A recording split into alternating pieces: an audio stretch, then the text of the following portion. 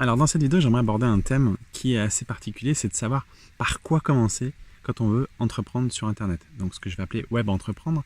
Par quoi commencer? En fait, on va dire que c'est très large. Ça dépend de votre domaine d'activité. Si vous voulez faire un site e-commerce, si vous voulez faire un blog, si vous voulez, je sais pas moi, pour faire la promotion d'affiliation, etc. Donc ça va dépendre de plein de choses. Ça dépend du business que vous voulez mettre en place, donc l'activité que vous voulez mettre en place. Mais globalement, la question qui revient très souvent, c'est par quoi commencer. En fait, on arrive dans une sorte de fosse et on se dit, mais c'est très vaste. Donc Internet est très vaste. Et qu'est-ce que je dois mettre en place? Quelles sont les actions à mettre en place? Parce qu'il y a tellement de choses que j'ai l'impression de m'y perdre et que j'ai l'impression de pas trop vraiment savoir par quoi commencer.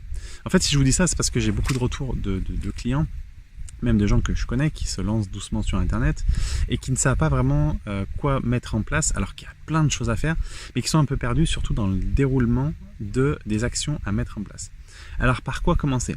Je ne vais pas vous faire une checklist parce que la checklist elle pourrait être longue, elle pourrait être surtout, comment dirais-je, il faut qu'elle soit adaptée à votre activité.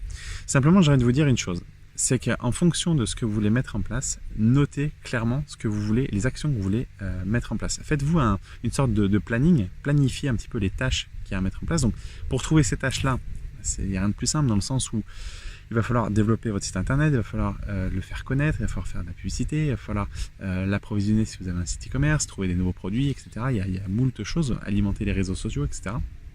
Donc la communication. Donc si vous avez un site que vous voulez mettre en place, que vous avez un business déjà en place ou que vous voulez mettre en place, n'hésitez pas à vous faire une checklist. Notez les points importants qui vont développer votre activité, notez-les, fixez-vous un objectif ou un but dans chacune de ces tâches-là et donc faites-vous cette petite checklist, vraiment c'est important. Notez-vous les points à faire sur votre boutique, à mettre en place sur votre boutique pour évoluer. Donc ça va être tout ce qui est communication, tout ce qui est marketing, etc. Donc faites vraiment des tâches.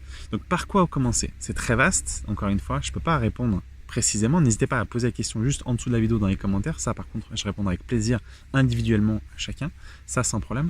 Mais n'hésitez pas à faire cette liste de tâches que vous voulez mettre en place pour ensuite les appliquer dans le business et doucement vous retrouver, savoir ce que vous faites, savoir les actions que vous mettez en place, savoir du coup les quantifier, pouvoir aussi voir ce que vous avez déjà fait et pas encore mis à exécution.